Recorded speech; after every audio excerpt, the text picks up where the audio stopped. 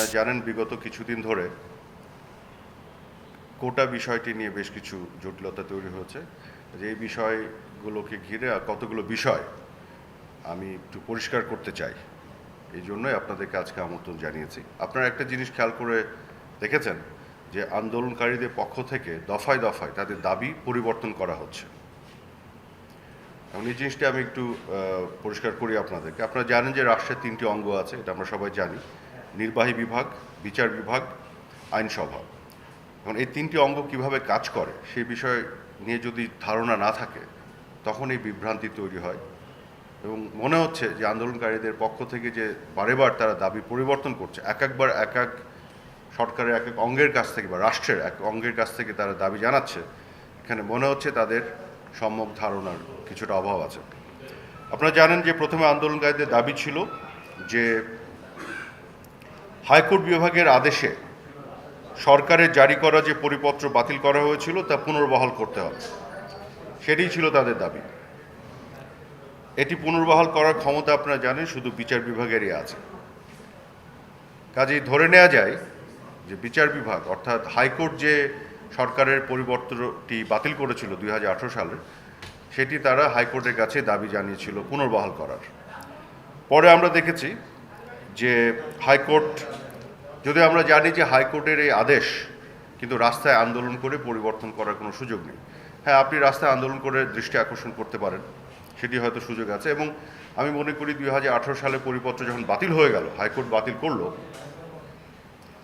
তখন সাময়িকভাবে কিছু ক্ষোভের সঞ্চার হতে পারে বা আপনি আন্দোলনে নামলেন দৃষ্টি আকর্ষণ করার জন্য, তার কিছুটা যৌক্তিকতা থাকতে পারে। কিন্তু আপনি খেয়াল করে দেখেন, যেহেতু আন্দোলন করে এটা পরিবর্তন করা যাবে না, এটি পরিবর্তন একমাত্র উপায় আমরা জানি যে সর্বোচ্চ আদালতে যেতে হবে। এবং যখন দেখা গেল যে হাইকোর্ট বিভাগের আদেশের বিরুদ্ধে সরকার পক্ষ সর্বোচ্চ আদালতে আবেদন করেছে এবং আইনি লড়াই শুরু করেছে সরকার পক্ষ, তখন সরকারের অবস্থান এবং আন্দোলনকারীদের অবস্থান একই হয়ে গেল সে মুহূর্তে।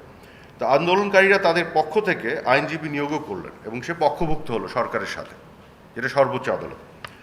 অথচ আন্দোলনকারীরা আবার তখন তাদের দাবি পরিবর্তন করে তারা বলা শুরু করলো যে সরকারকে কমিশন গঠন করতে হবে। তো যখন সরকার হাইকোর্টের আদেশের বিরুদ্ধে আপিল করে সর্বোচ্চ আদালতে আইনি প্রক্রিয়ায় ঢুকে গেছে, তখন তো কমিশন গঠন করার কোনো সুযোগ নেই ওই মুহূর্তে, বা ঘোষণা দেওয়ারও সুযোগ নেই, কারণ এটা অসাংবিধানিক হবে। তো আমরা দেখলাম যে হাইকোর্ট বিভাগের আদেশের বিরুদ্ধে সরকার পক্ষ যখন সর্বোচ্চ আদালতে আইনি লড়াই করছে, সে অবস্থায় কমিশন গঠন করে তার কোটা ব্যবস্থার সংস্কার করার ঘোষণা দেওয়ার কোনো সুযোগ নেই, যেটি অসাংবিধানিক হবে। কিন্তু তারা সে অসাংবিধানিক দাবি করা শুরু করল। এর মধ্যে সরকার পক্ষের আইনজীবীরা সুপ্রিম কোর্টে, আপনারা দেখেছেন, 4 সপ্তাহের জন্য স্থিতাবস্থা বা স্ট্যাটাস কো নিয়ে আসতে সক্ষম হন সরকার পক্ষের আইনজীবীরা। সরকার কিন্তু আবেদনের প্রেক্ষিতে এটি এসছে এবং সর্বোচ্চ আদালত সাবজেক্ট ম্যাটারের উপরে 4 সপ্তাহের জন্য স্ট্যাটাস কো আদেশ দেন, এবং যার ফলে কোটা বিষয়ে সরকারের জারি করা পরিপত্র 2018 সালে সেটি কিন্তু পুনর্বহাল হয়ে যায়। সর্বোচ্চ আদালতের আদেশেও বলা হয় যে the high court judgment will not remain in operation, অর্থাৎ হাইকোর্টের যে আদেশটি এটি আর অপারেশনে থাকলো না, অর্থাৎ সরকারের পরিপত্র পুনর্বহাল হয়ে গেল। তো সেই দাবি তাহলে পুরোপুরি পূরণ হয়ে গেল, কিন্তু আন্দোলনকারীদের যে দাবি 4 সপ্তাহের জন্য পূরণ হয়ে গেল, যেটি তাদের প্রাথমিক দাবি ছিল। এখন সর্বোচ্চ আদালতও বলছে আন্দোলনকারীদের আহ্বান জানিয়ে যে তাদের বক্তব্য পেশ করার জন্য আদালতের দরজা সবসময় খোলা থাকবে। তো রাষ্ট্রের নির্বাহী বিভাগ তথা সরকার যখন আদালতে আইনি প্রক্রিয়ার মাধ্যমে মীমাংসার পথে এগোচ্ছে, তখন আন্দোলনকারীরা আবার তাদের দাবি পরিবর্তন করে বলা শুরু করলো বিচার বিভাগ নয়, নির্বাহী বিভাগের মাধ্যমে সমাধান চায়। অথচ সর্বোচ্চ আদালতের প্রক্রিয়া পুরোপুরি সমাপ্ত না করে সরকার এই বিষয়ে কোনো কিছুই করতে পারবে না, এটা আমরা সবাই জানি। এ বিষয়ে কোনো ঘোষণা দেওয়ারও সুযোগ নেই। অনেকে ভুল করেন যে সাবজুডিস ম্যাটারে তো অনেকে অনেক কথা বলেন। সাবজুডিস ম্যাটারে অনেক কথা বলা আর আনুষ্ঠানিকভাবে সরকারিভাবে ঘোষণা দেওয়া দুই জিনিস।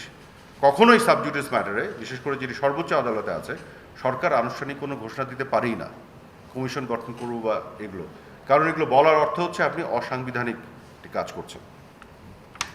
কোটা বিষয় মূলত সিদ্ধান্ত নেওয়া হয় রাষ্ট্রের নির্বাহী বিভাগ থেকে, আদালত কিংবা সংসদের বিষয় নয় কিন্তু এটি। তো সর্বশেষে যখন হাইকোর্ট বিভাগের পূর্ণাঙ্গ যে রায় তার আংশিক রায় প্রকাশিত হলো এবং এখানে দেখা গেল যে সেই রায়ে তারা সরকার তথা নির্বাহী বিভাগকেই সংস্কারের জন্য পরামর্শ দিয়েছে, তখন তাদের দাবি আবার পরিবর্তন হয়ে গেল। এখন তারা দাবি করছে যে সংসদ বা আইনসভাকে আইন করতে হবে। প্রথমে আদালতের কাছে দাবি, তারপরে নির্বাহী বিভাগের কাছে দাবি, তারপর এখন হচ্ছে সংসদের কাছে দাবি। কিন্তু সংসদের কাজ এটি নয় কিন্তু। এবং আপনারা জানেন কি না, সরকার পক্ষের আইনজীবীরা সর্বোচ্চ আদালতে তাদের তর্ক উপস্থাপনেও এই বিষয়টি এনেছেন এবং আরও জোরালোভাবে আনবেন যে কোটা বিষয়ে নীতি বা পলিসি সিদ্ধান্ত নির্বাহী বিভাগেরই কাজ, এটি আদালতের নয়।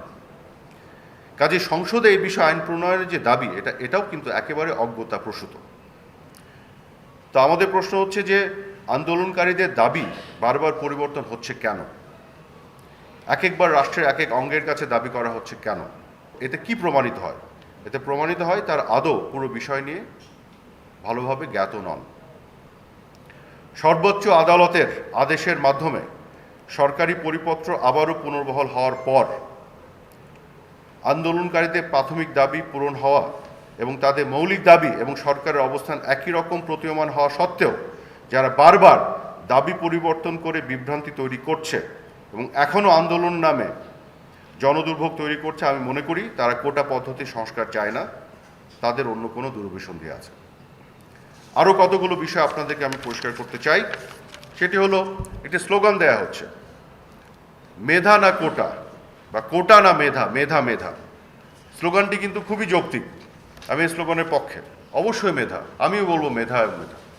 কিন্তু এই স্লোগানের মাধ্যমে যে বক্তব্য হাজির করা হচ্ছে সেখানে বিভ্রান্তি তৈরি করা হচ্ছে। কিভাবে আপনাদের পরিষ্কার করি? 35তম, 36তম, 37তম এবং 38তম বিসিএসের আমি পরিসংখ্যান নিয়েছি, অ্যাভারেজ করেছি। যতজন প্রিলিমিনারি পরীক্ষা দিয়েছেন সেইখান থেকে যারা উত্তীর্ণ হয়েছেন তাদেরকে লিখিত পরীক্ষা দিতে হয়েছে। সেই লিখিত পরীক্ষা দেওয়ার পরে যারা উত্তীর্ণ হয়েছেন সেই উত্তীর্ণের সংখ্যা কত জানেন?